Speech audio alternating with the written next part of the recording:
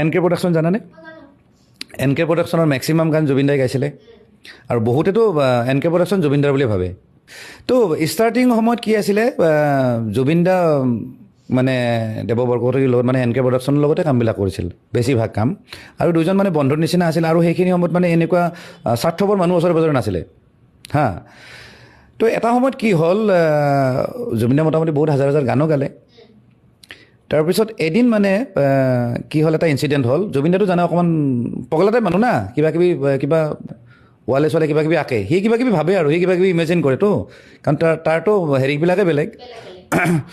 তো ষ্টুডিঅ'ত কিবা সি কৰি আছিলে, কিবা ছবি আঁকি আছিলে এখন নতুন ঘৰত, মানে নতুন এখন ৱালত। জুবিন দা আছিলে, শেখৰতো আছিলে।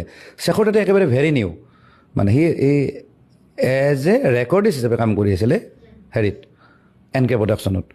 আৰু এই মানে জুবিন দাৰ যেতিয়া ৰেকৰ্ডিং থাকে তেতিয়া শেখৰ স্পেচিয়েলি আহে আৰু শেখৰক মাতি দিয়ে।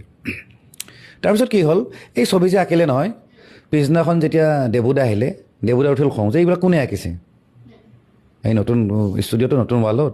তেতিয়া শেখৰে কৈ দিলে যে হেৰি আঁকিছে, জুবিন দাই আঁকিছে।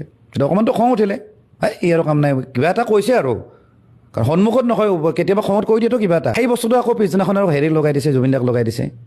জুবিন দাই কোৱা কথাটো আকৌ বেয়াক লগাই দিছে। এনেকৈ কৈ দুইজন ইমান পুৰণি বন্ধুৰ মাজত ফাট মেলিল মানে।